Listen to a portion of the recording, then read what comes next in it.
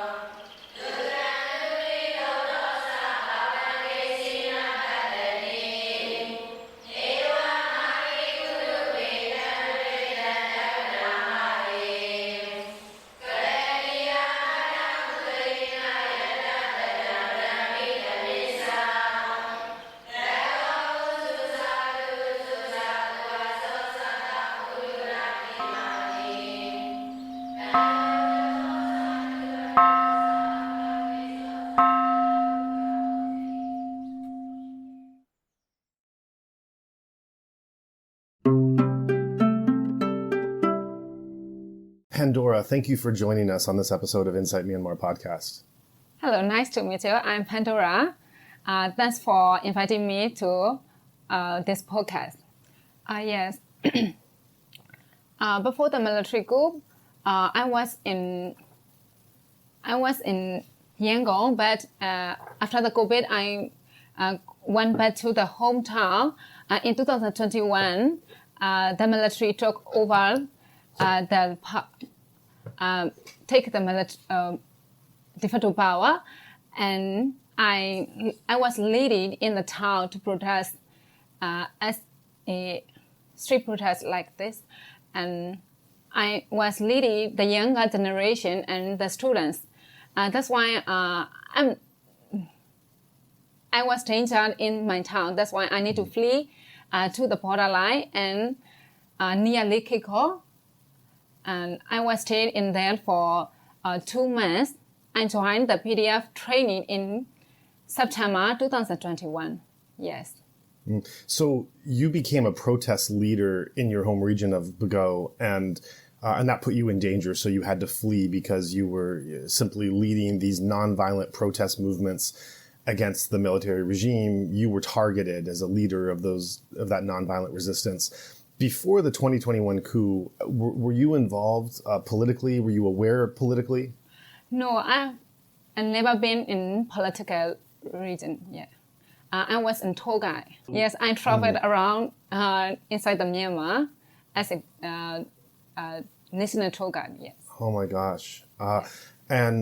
And what was your awareness about the political situation in and kind of the history of conflict and ethnics and such in your country? What awareness did you have before the coup? Yes, I am aware of them because Bago is situated near the Kayan region. That's why I heard about the conflict between Kayan ethnic and Myanmar military. Yeah. But politically, you were not so interested? Yes, I'm not interested in politics yet. Right. That's my weak point. Yes. After the coup happened, I thought we learn a very weak education system. That's why I want to.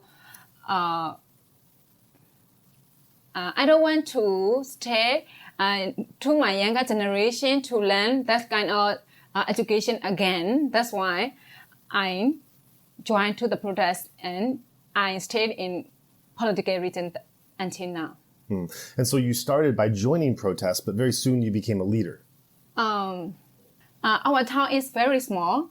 I can unite the student in my town.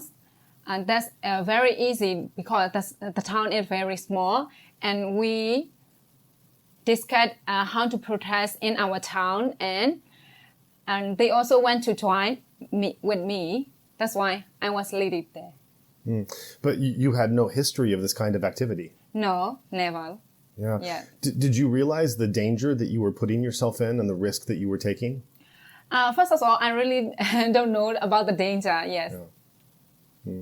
I remember in those early days, I also had friends that suddenly became political that weren't before, and there was also a sense they had that there was so much momentum, there was so much energy that they're going to win in a matter of weeks. There was a feeling that there's so much of us and our energy is so strong that we're going to show them they can't take over. So yes, of course. I have that kind of energy.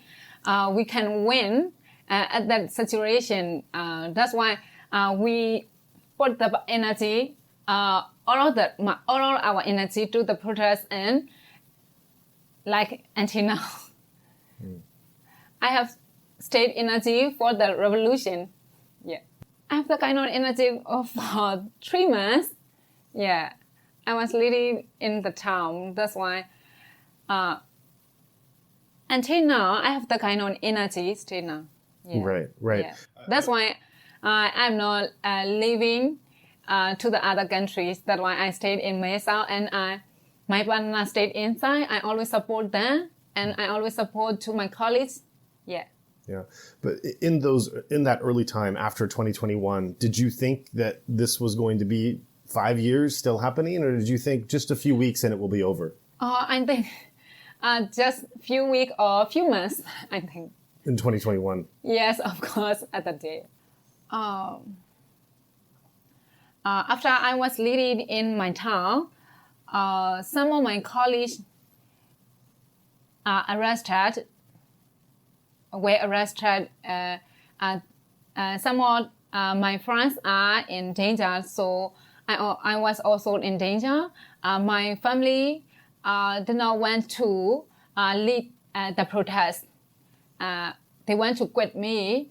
You're a girl. You don't need to protest. You can control the military coup. So stay home quietly. So I couldn't stay inside. That kind of.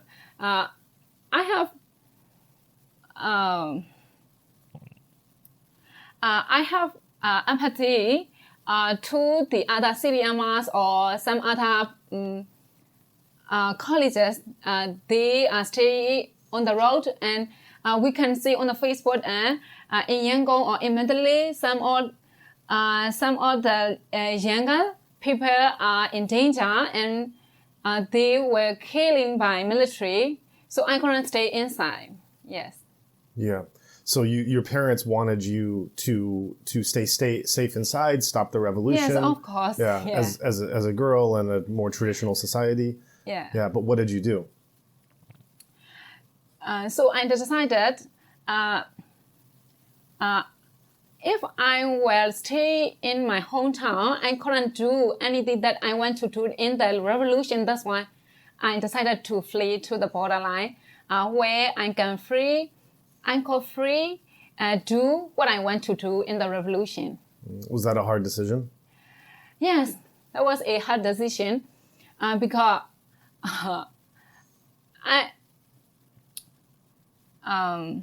they told me in the jungle, you have no good food or good enough water or something like that. They have no curry. And also no telephone to use and no internet connection. They told me it was a hard time, but I decided because I don't want to stay inside as a silent. Yeah. Have you seen your family since? Yes. After I leave from my house, I've never been there, and we haven't seen yet. That must be hard. Yes, almost four or five. Yes. Yeah. Are you able to write them or call them? Yes, sometimes I can write them. Because the people from the military side, they always test to my home. That's why they don't want to contact me frequently. So for the safety of your family, you can't be in contact very often. Yes, of course. Yeah, right. So then you arrive in the jungle. You've set the scene. In the jungle, there are hard living conditions, not very good food, no phone connectivity, very little water, and you're about to undergo training. So this is you've never been in a situation like this before. I think most of our listeners have never been in a situation like this. So talk about what that first week and month was like.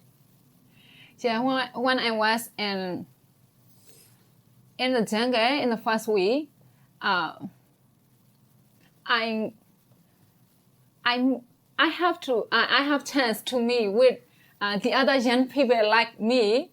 I have so much energy. We can meet finally. We have the same energy and the same target. We all went to fight back to the military government. We have same energy. That was wonderful. I was happy that time. Yes. How many people were in your group? The first place, there are 30 people. Yes. Only 30 people is that we have to live in a group.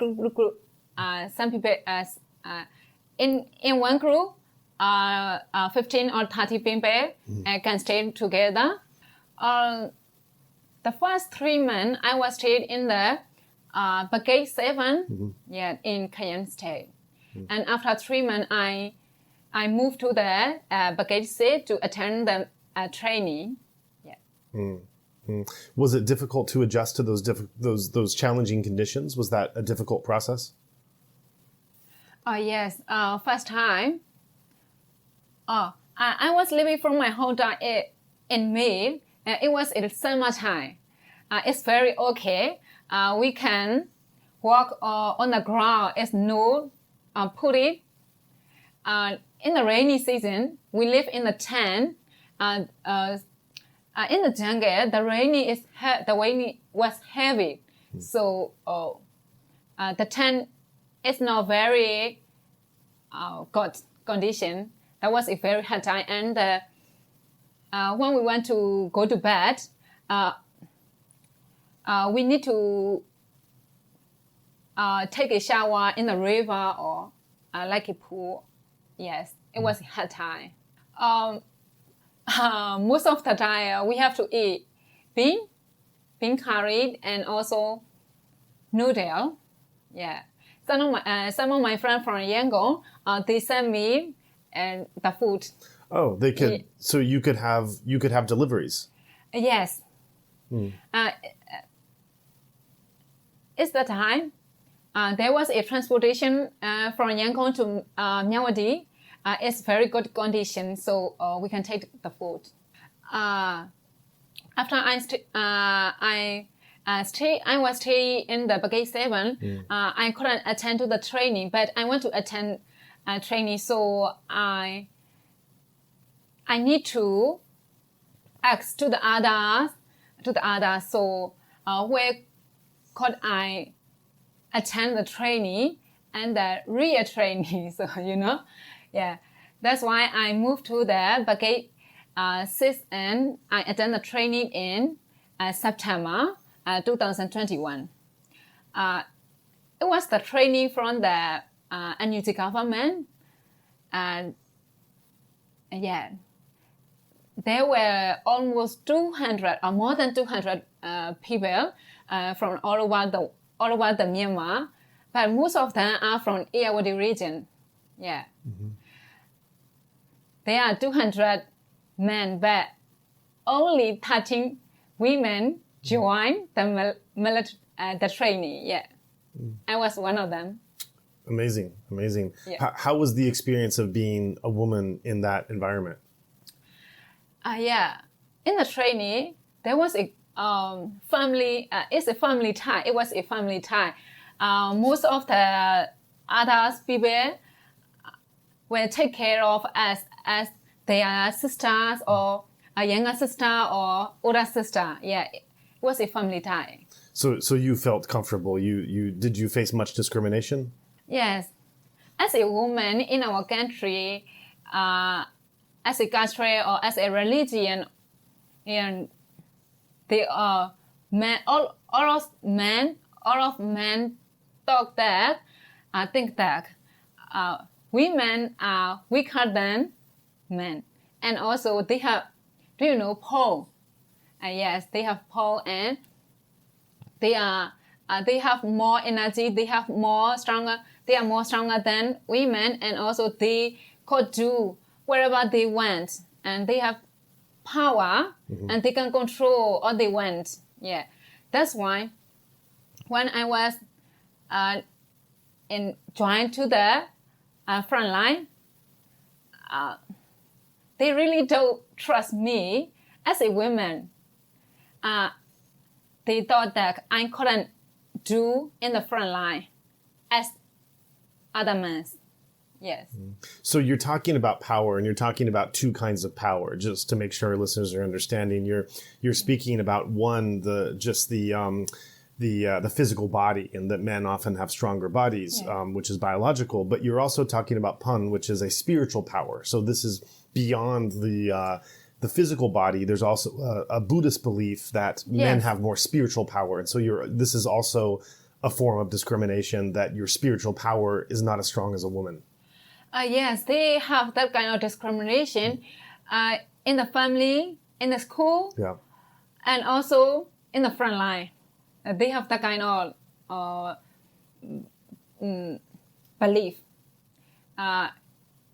It was a brainwash since we was young, we was children. It was a brainwash by the military or by the religion or by the culture. They don't want to. When we have to take shower, they split the space.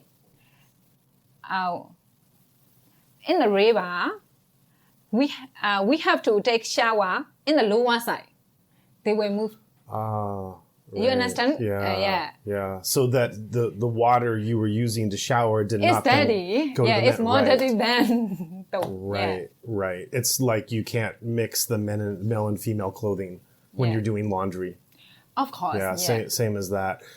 Yes. But in the lower side, there was dirty already, so we don't want to take shower this place. So we will take this place. So we fight. Yeah. Different place. The same place. So when we are taking the shower, they don't come to this place. So I put the line with them. I need to discuss so many times. I've heard different things from those that are on the front lines of the revolution. I have heard stories from some saying that these traditional beliefs, they have no place in the revolution. And I've heard from a lot of men saying, we don't believe in this, we don't want this. And I've heard those stories. And I've also heard the stories that you're saying of signs that that these discriminatory beliefs, and sometimes even harassment and assault, that these things are happening in the revolution. And so what's your thought as to how common this is? And also, we don't want to say that everyone is the same everywhere. I'm sure that you encountered some men and commanders and peers that thought one way and some people that thought another. So can you give us a bit more description of this? Some of the men couldn't believe as I can do. They don't believe me, but some of my friends, we are in the same training. They know how I got do. So they believe me and they trust me. So they put me to the front line. You can do it. Do. So I have so much energy when they put me in the front line. So I was stay in front line for 2 years with their encouragement. Yes. Yeah. So you had men who believed in you and promoted you. Yes, of course. Yeah, some didn't believe, but some believed me. Yeah. Yeah.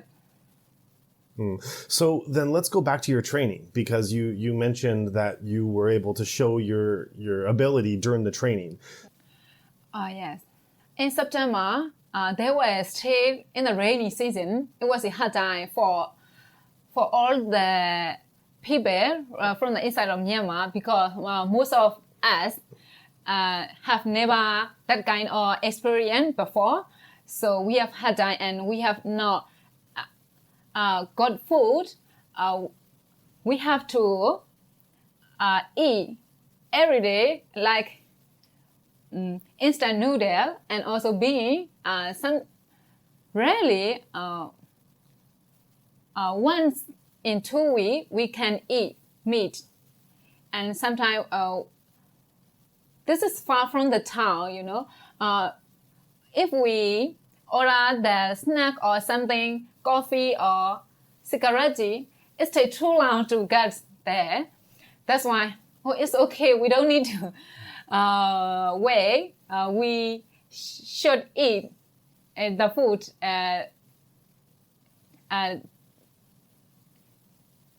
because we need to get nutrition to attend the training. So we try to eat, and that was in after 2 weeks. That was in normal eating. Yes, that's why. And first time in the training, our training teacher, he's from CDM, from the police and SWAT maybe. He's the best I have ever seen. Yeah. He always treat women very well, and he always give the energy. You can do it. You have to believe to yourself. You can do it. That's why we caught very well in the training. Some other guests, all of other guests got through as the other men got through. Yeah. Wow, that's great. Yeah, we carry the tick and yeah, and we run. We shoot. All are the same in the camp. Wow. That was the teachers. Yeah, I think the main one is the training teacher is. He has good point. Yeah, he believes in you. Yeah, he believes that. Yeah, that's amazing. Yeah. What did you do in the training? First time, we have normal training for 1 man. After that time, the teachers told us, the trainer told us, you have to choose subject and commando or sniper and also mining. And I choose sniper, so we have to examine how we shoot, and so me and other guests got joined to the sniper training after 1 month. So that time we have had time for 2 months. Yeah.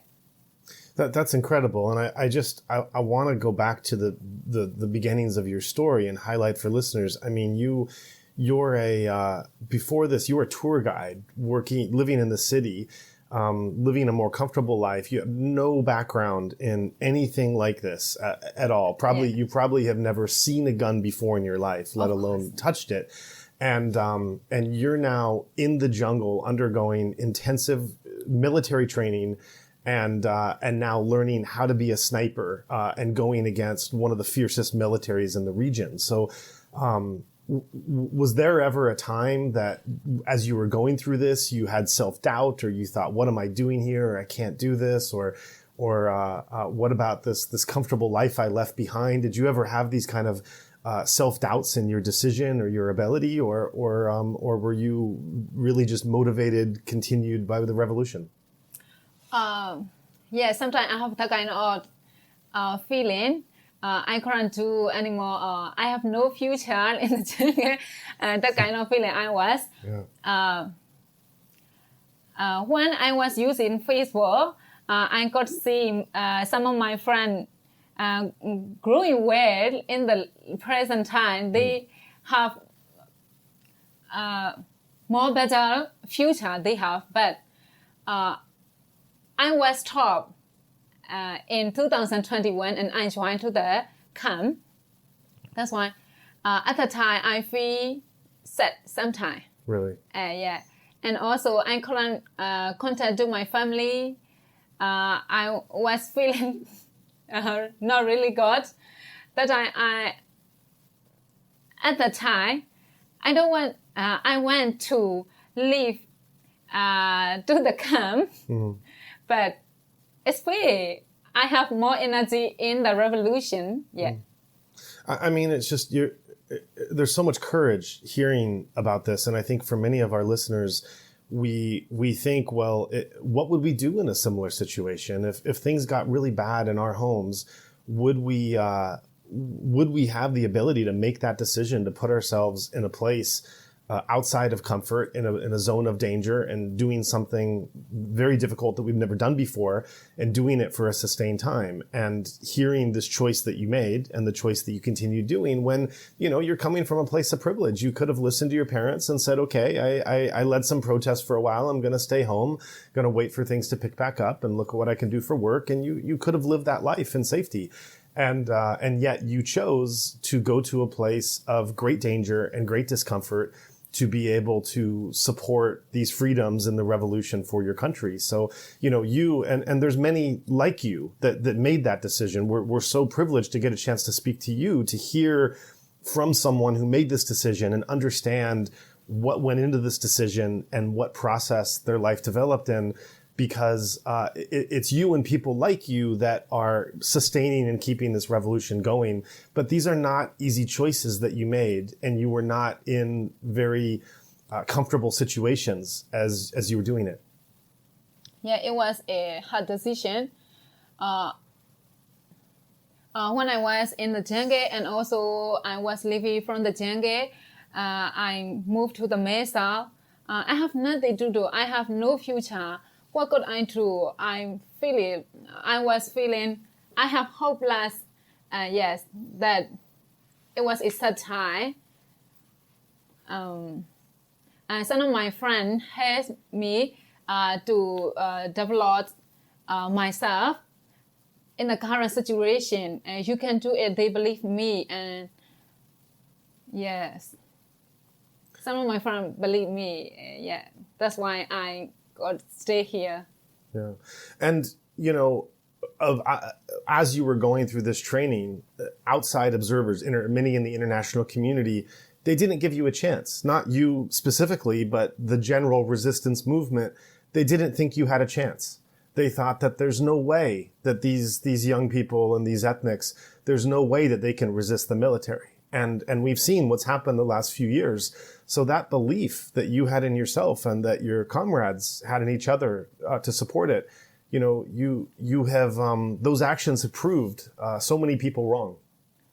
Yes, but in my thoughts, we don't have to wait international help or other support. Our energy, the young people, we can do that. That's our beliefs. Until now, I think. And until now, my boyfriend had that kind of energy. Yeah. Who cares what they think, right? Yeah. Yeah, we have to go forward. We have to fight to win. We believe until now, we could win. Okay, so let's pick back on your story. You have you've gone through a month of basic training and you now have a choice of which direction you want to go in, which specialty, and you choose sniper. Why did you choose sniper? And tell us then about your experience in learning how to be a sniper. Yes. When I went to be a sniper, I think I'm gonna join to the commando or mining. I'm so afraid of mining, so I'm gonna touch the mining accessory, and also the commando is more like tired than sniper and also I couldn't face to the enemy close to the I couldn't face. That's why I choose to the sniper. We can stay away from enemies. That's why I choose. Yeah. And so you chose to be a sniper. As we mentioned, you've never touched a gun before. I don't know if you've ever seen a gun before this. What was the experience like when you had the physical hardware of a gun in front of you? Do you remember? Yes. Before the sniper training, we have to practice how to shoot and how to manage the gun, and we have to shoot and the M4 or M4 and M60 like this. Yeah, I forgot the name of the gun. Yes, that time we could shoot to the point, to the target. Yeah. So after the sniper training, we have at the time in 2021 we have no sniper gun. We have only M4 with microscope telescope. Yes, only M4. It's great. It was great at the time. That's why we couldn't practice with sniper gun in the training. It's 9 millimeter gun. It was handgun, I think. Yeah, but it was very soft. I think so. I got shoot to the target very first time. I don't know why, but I could do that. So you had a talent from the start. Maybe I have talent. And how did it feel to actually hold and shoot a gun for the first time? When I shoot to the target is the border, so we can see the target clearly. Before I dash the gun, I'm shaking. Really? Yes, of course, I'm shaking. Wow. I couldn't dash the gun. But my time was arrived. I need to shoot. That was happened. I shoot. That's incredible. So before you ever touch a gun, you're shaking, waiting for your turn. You're physically shaking your body, yes. And then you pick up the gun and you hit the target. Yeah, that's incredible. Beside me, there was a trainers. They told us how to shoot, and they told me how to manage the gun, how to put the hand on the gun. Yes, that's why. With their helps, I could do. If not, I couldn't do without their helps. So then your first experience is 9 millimeter. You then go to M4 and M16. How were your experiences different as you started to use different weapons? Yes, M4 is stronger than 9 millimeter. Before we shoot the M4 gun, we have so much training to be stronger physical. We have so much training. If we get enough stronger after 1 month, we could shoot the M4. That was our hands and our fingers are stronger than before. That's why 9 millimeter is softer, but we could shoot M4 very well. Yeah. So because these are more powerful weapons, you're saying that the trainers told you needed to be more physically strong to be able to handle them. Yes, of course. Yeah. So how did you become more physically strong? They have physical training also during the whole day. That's why. Right. And then what was your experience as you started to use the M4 and M16? Yeah. How did you feel with that? How was that different? It's heavy. Maybe it was 5 pounds or we have to run around the camp while we are carrying the M4 gun. So many times we have to run and we have to push put the gun from the back of ours. We have to push it, and also they train us to be friendly and not to be afraid of gun. They train with. That's why the greatness of our trainers. Yeah. Were there other female snipers? Yes, only me and other guests. Only 2 we could join the sniper training, but she couldn't join to the front line. Are you, if you're able to say, was this the KNU that was training you at this point, or was it still PDFs? PDS. So this is NUG PDFs training you? Yeah, NUG PDF training. The trainer also from the NUG. Only one KNU soldier train. Yeah, only one. And most trainers are from NUG. I see, right. So it was a 4-month training. Yes, 4 months. And then you say that you couldn't train properly with a gun with a scope because that wasn't available yet. But eventually, I assume, during that 4-month period, the proper weapon was acquired and you were able to use a gun with a scope and do proper sniper training. Is that right? Yeah. But after 3-month training, we have to go to the another place to train as a sniper.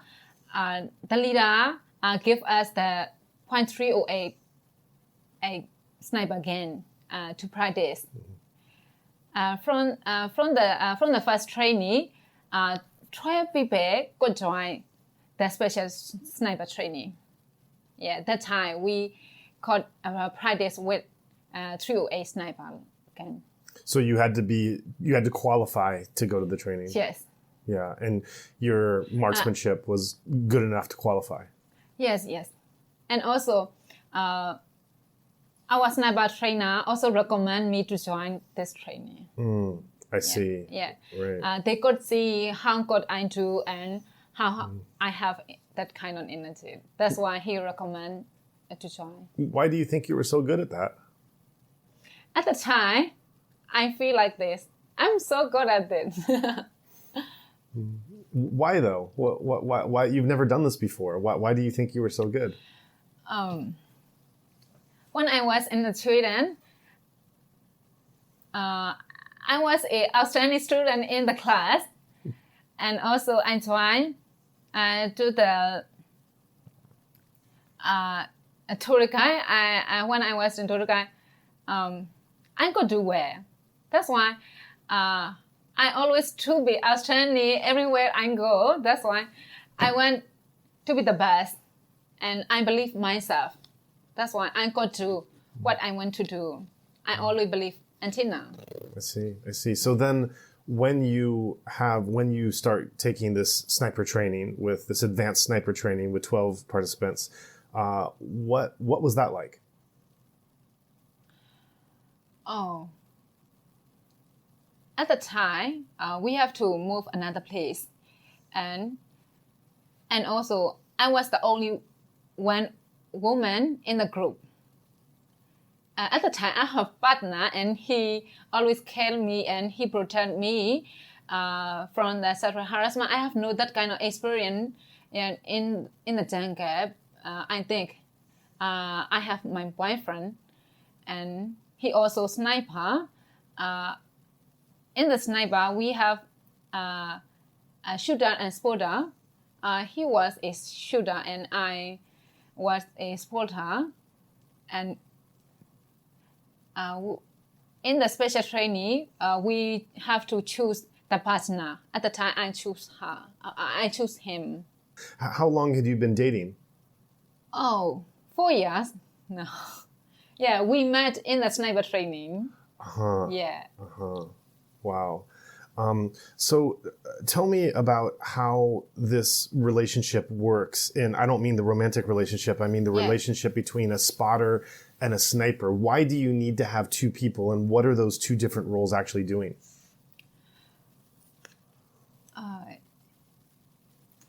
As a sniper couple, we have shooter and spotter. Shooter have to shoot to the target.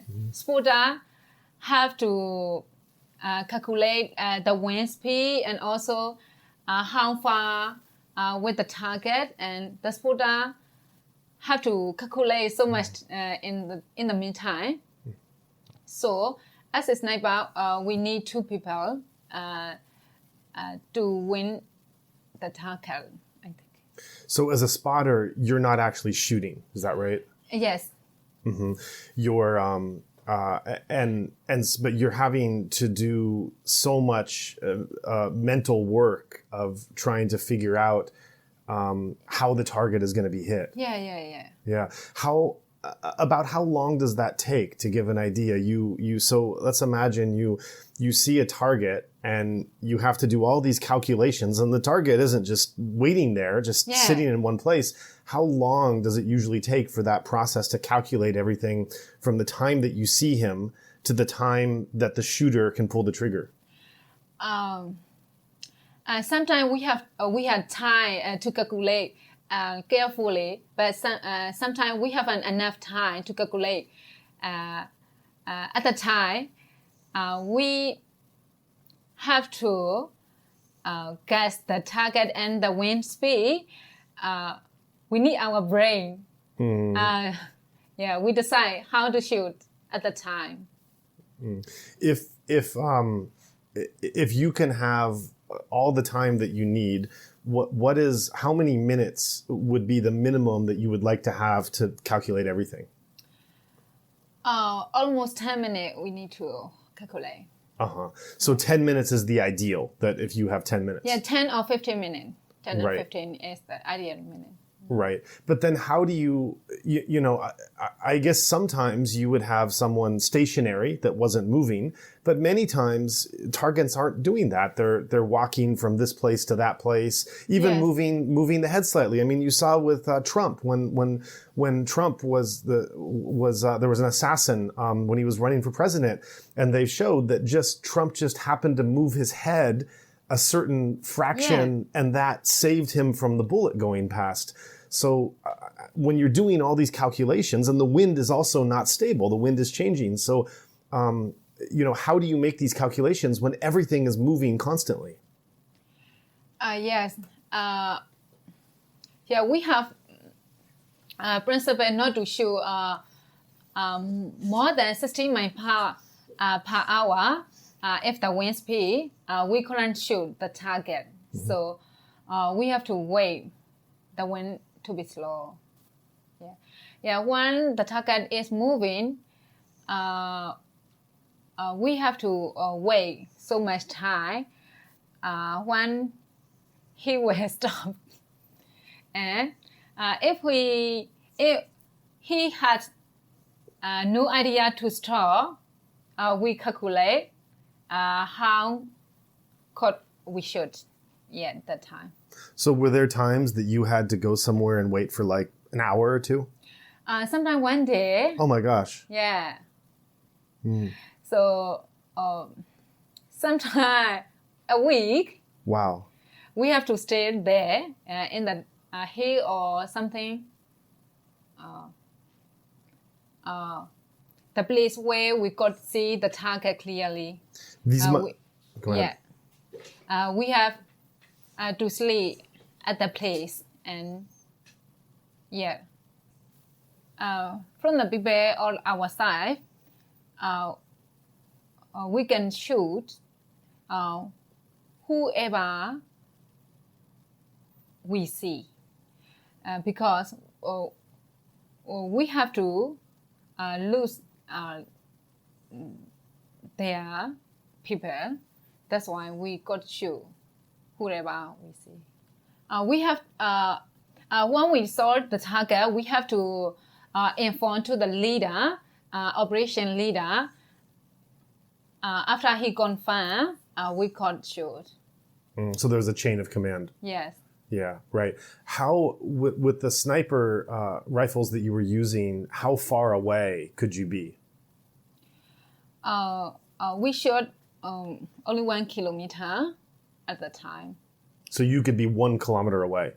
Yeah, sometimes 800 meter. Yeah. Uh-huh. So you had to put yourself sometimes in a place of danger by being that close to the enemy? Yes. Yeah, right. Mm-hmm. It's based on the operation, where we should live, and which place is the best for us. Yeah, we choose. When I have a trauma from the front line, because when I think about the target, sure. I couldn't sleep very well at night. Uh-huh. So I saw them in the dream. I couldn't sleep well. Yeah, it was a hard time, and before coup, I have a normal life and I have a good life, and after I joined to the military and the training, I feel I was another person. I feel at the time. Most of the time in my normal life, I couldn't carry heavy material or something like that. I couldn't. And I always choose the food, good food. I always choose. In the training camp, I couldn't chance to choose the food, and I surprised myself. Oh, I got to, and after I leave from the PDA, now I'm staying in Mesa. As a woman or as a normal person, that I could feel the normal life before the coup. And when I think about to the PDF life, oh, how good I do, how good I did. I'm feeling like this. Some of my friends asked me, where you go back to the jungle? Oh, I feel nervous. I really don't know. This time, I told them, I'm not sure. I couldn't do that again. I have the kind of energy and I have the kind of power. I couldn't believe myself. I could shoot the sniper again. Yeah, that weird for me. Yeah. When I sleep at night, in the midnight, I always woke up suddenly, and I saw in my brain the people who we were shooting. Yeah. That was nightmare for me. I'm sorry. Yeah. That must be hard. Yes. Now in Mesa, I was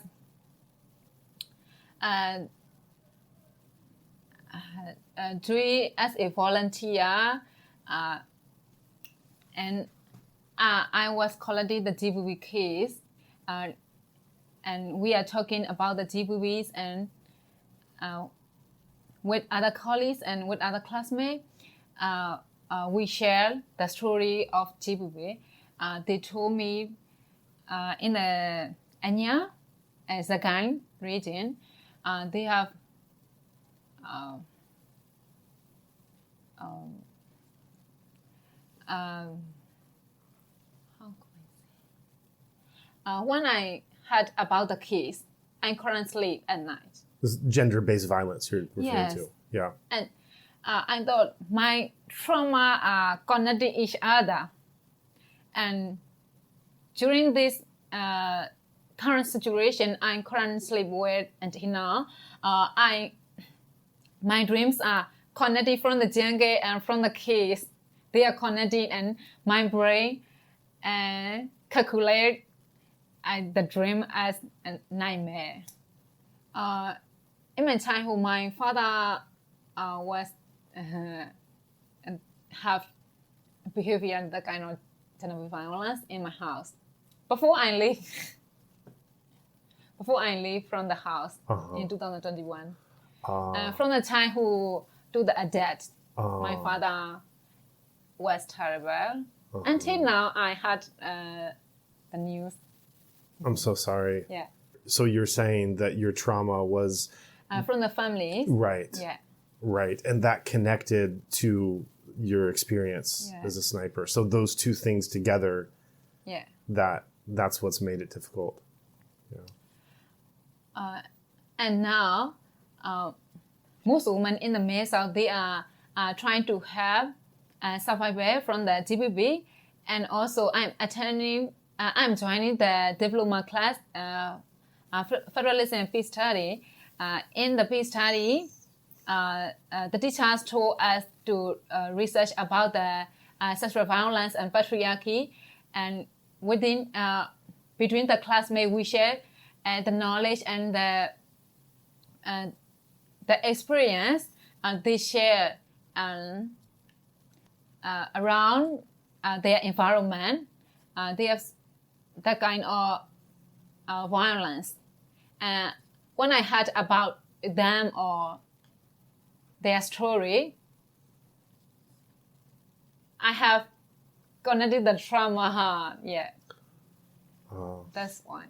Right. When you talk to other snipers, do they have the work that they're doing as being snipers? Does that give others some sense of trauma as well? Yes, some of my friends they also feel the trauma. I imagine the experience of being a spotter and having your professional partner and your romantic partner being your boyfriend. That's quite a special experience. And I understood that when you left as spotter, you had said you don't want anyone else to be the spotter for your boyfriend. Can you talk about that? Yeah, I told him I don't want any spotter beside you. And so he lived as a sniper. He also lived from that kind of service. He was leading the camp. Yeah. So he shoot until now. He didn't shoot until now. Really? Without me. Really? So yes. So he so because you didn't want another spotter for him, then he changed his role. And also I told him I couldn't believe other people to be spotter beside you. I don't trust. They are not good as me. I told him. So please don't shoot. So they arranged the camp. He arranged the camp and he managed the team. Wow. No. Yeah. Wow. Yes. We are different from other couples. In the jungle, most of men have to go to the front line, but their partner and their girlfriend or their wife have to stay in the camp. So they have a little time to meet each other, but we are not. We are always together in the front line and also in the camp. So we have so much time together. In the front line, we also discuss about the enemy, and we also talk about, and also we have same energy in the front line. So we can discuss, carefully, and we can manage the emotion and also the we could discuss very good, we have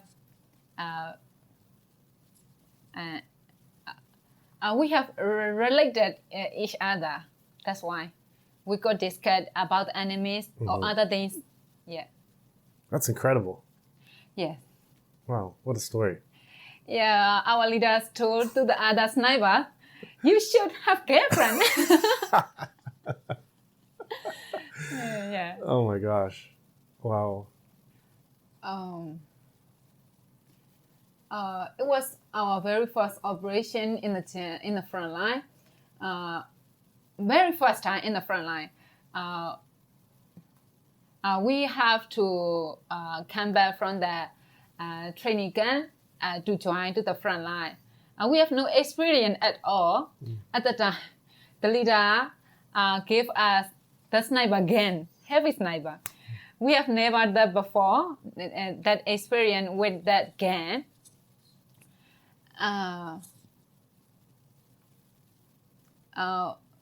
He told us to stay to the higher place where we can solve or where we can see the enemies. We were not familiar that place. This is the very first place for us. The two of us, we afraid. We don't know how should we choose the place.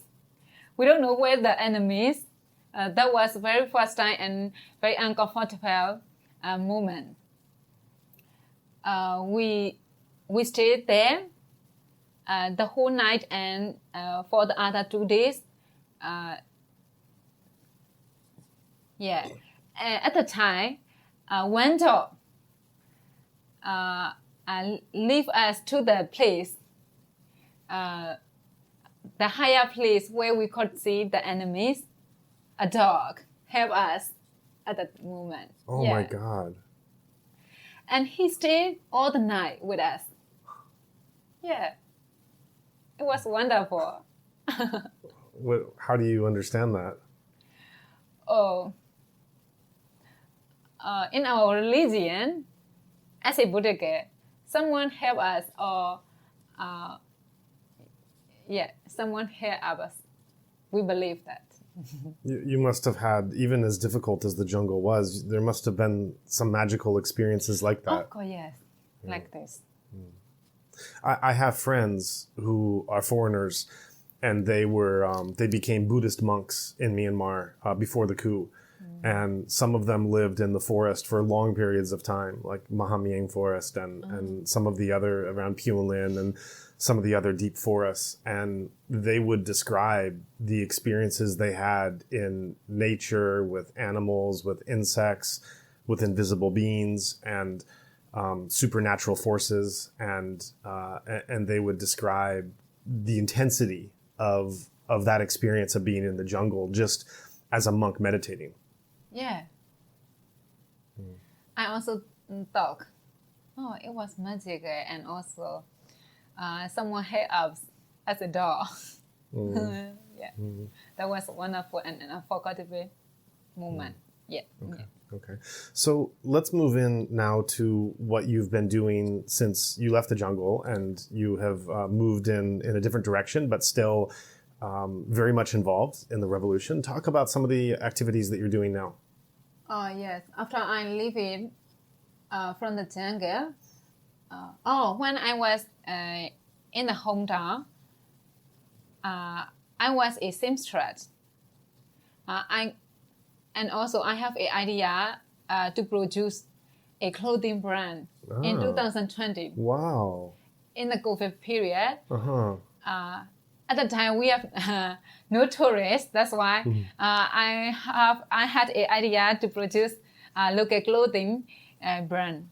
So some of my friends told me, you should restart your brand. So now I'm sewing some clothing as my own brand with local fabric. I order from inside and I'm sewing in Mesa and I sell on the online.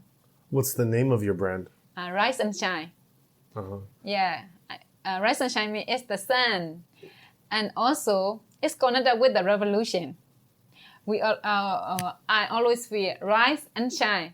It's our future. Yeah, that's why I really love the name of my brand. For listeners that are hearing this overseas in other countries, can they order these products to be delivered internationally?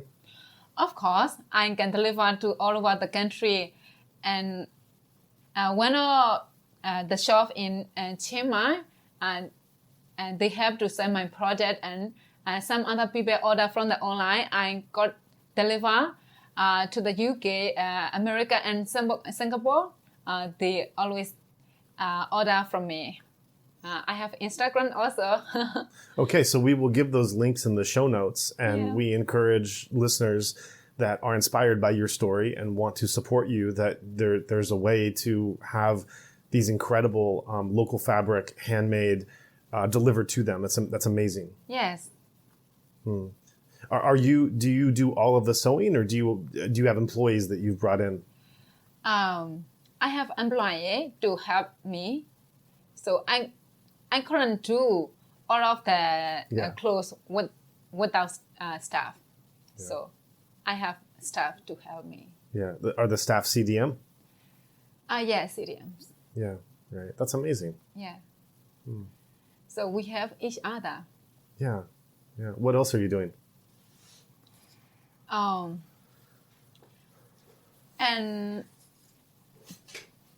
now I'm learning about the politics because I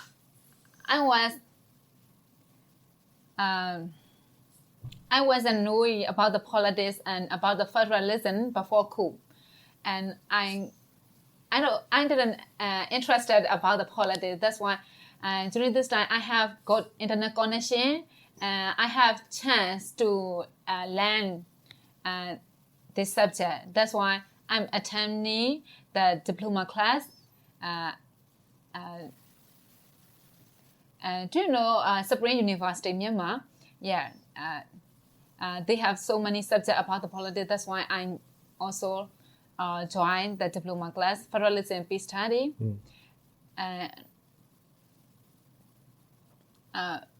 At the moment, we could learn on the online. So many classes about the politics are free, so we could learn very easy. The time has come to learn about the politics. So I'm trying to understand more about the federalism and also about the democracy. Yeah, I'm learning. Yes. After I'm joining in the politics and also to join the PDF, I have chance to know about the ethnic and how the military treat them in the decade. We really don't know about the actual action or grievances of the ethnic groups. We really don't know, and we are privileged in the city towns. We have no idea how they feel from the military, by the military. And also, I really don't know. They could speak and they could learn their ethnic language in the school. I really don't know before the coup. And when I was about that, I'm really shocked. Oh, that was terrible. This is the right to learn, to speak their ethnic language. That's why, military was terrible. So I feel their feelings, but I have a net empathy to them because I am not theirs. They felt the experience by the military. We fought only 4 or 5 years by the military. They are always target more than 70 years. After the independence. Yeah. It's a long time. Yeah. Some of my friends from the monastery and some more from the Qing,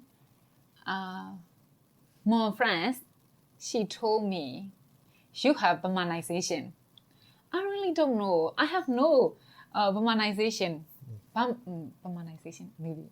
Like, they told me about that. Yeah. You are privileged. No, I'm not privileged. I couldn't know about that. Please don't blame me. I try to emphasize them. So, in the meantime, people from the century, like me, we should understand about the ethnic and also the minority. So, we should learn about the politics in the meantime. And also, as a citizen, every citizen should know about the politics. If we know about the politics, we could know about the rights as a human right and also children right. We really don't know before the coup. Yeah. It's a different. Have you been shocked by the things you're learning? Of course. In the Cayenne state, some women are raped by the military soldier. It's really shock. In front of their husband or their children, it was really shock.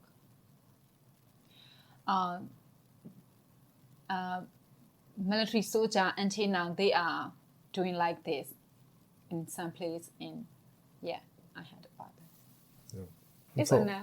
I have one thing. I am very well in sewing technique and how to sew. I know very well because my man also was a seamstress. She sewn and clothes for us in the childhood. So I have learned. I have chance to see how to sew. So I know very well. And in Mesa, one organization invited me to teach to the GBV survivor how to sew the clothes. The gender-based violence survivors. Yeah. Yes. They are from the migrant workers. So I have bad time to teach them in current now. So it's been 4.5 years. It's a long time. The resistance has been going on. I'm sure you've changed a lot in that time. How are you feeling? Yes, I have changed a lot. Before coup, I'm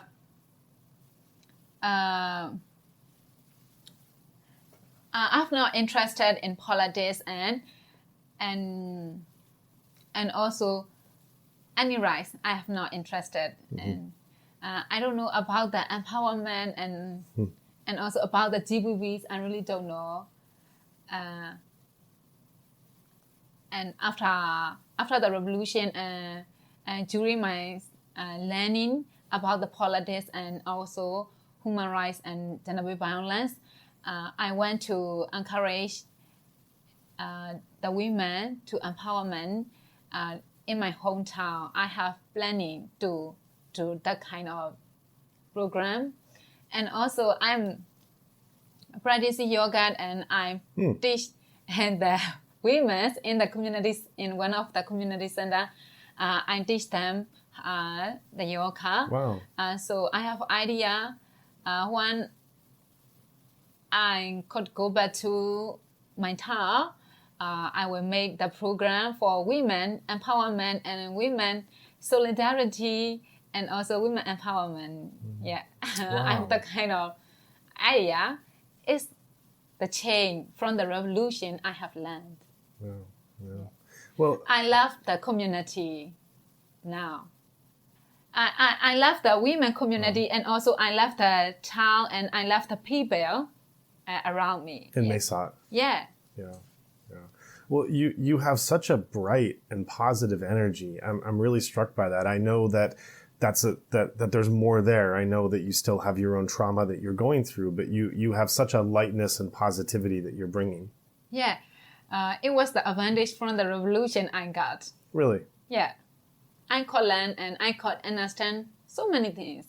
Yeah. We could get benefit from the revolution.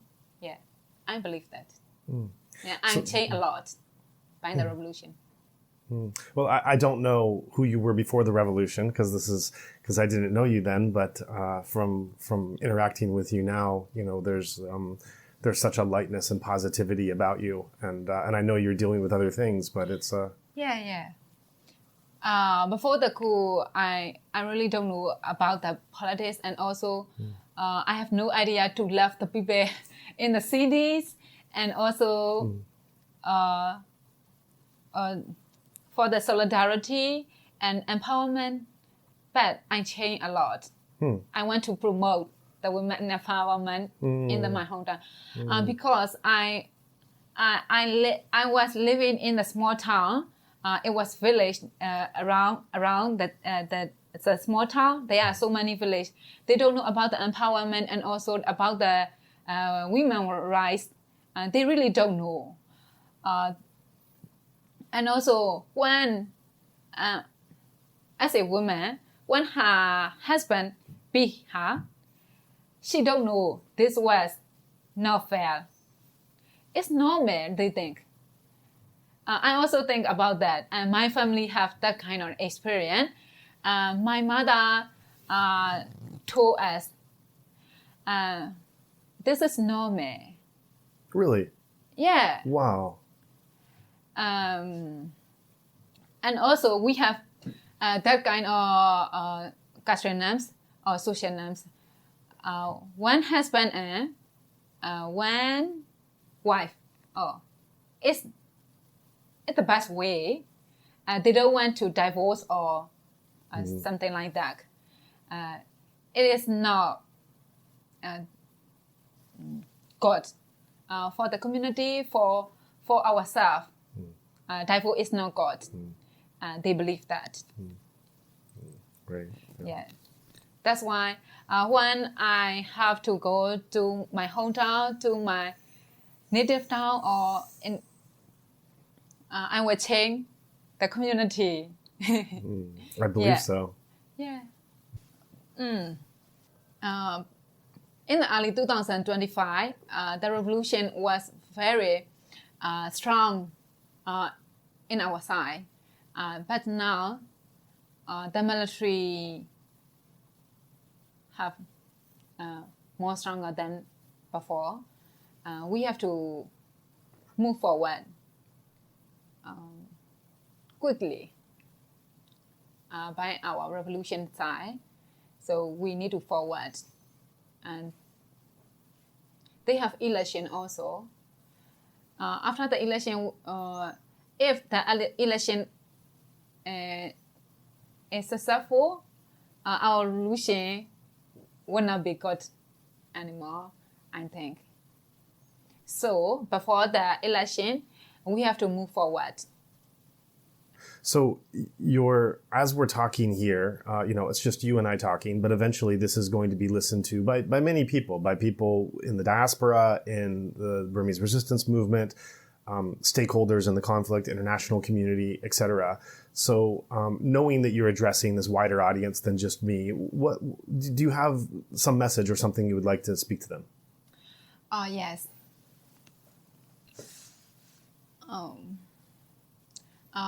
As an audience, I want to say thank you for my podcast. And as a young woman from the Myanmar, and I really, before the coup, I really don't know about the politics, but now I have changed a lot, and I have the empathy to the ethnic minority group, and I got free how they have the experience by the military. So we will need to unite each other, and we discuss each other, and also we need to forward together. So don't be afraid, we will win. So I want to say to the international community, we are moving forward, and we have to fight to the military government. So please support us. We have stay energy to fight the military. Please believe us. Thank you so much.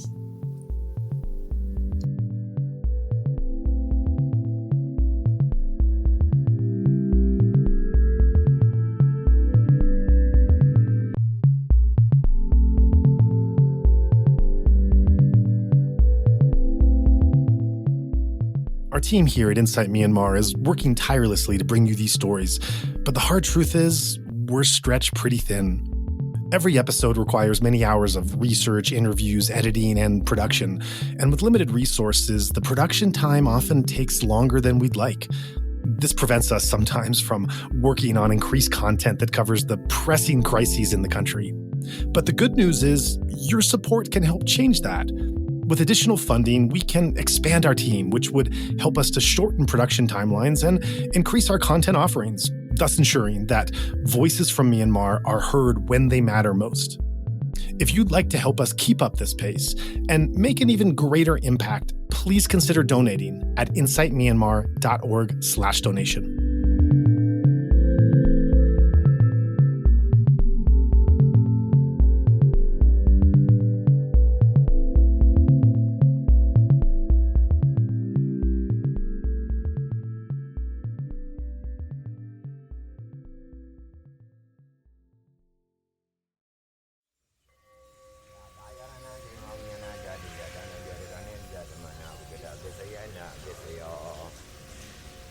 Yara Nangaya Unyana Dadu Yadana Ganeza Mana Besayana Besayo Oba Yarananda Dayananga Yarana Yarana Boda Yarana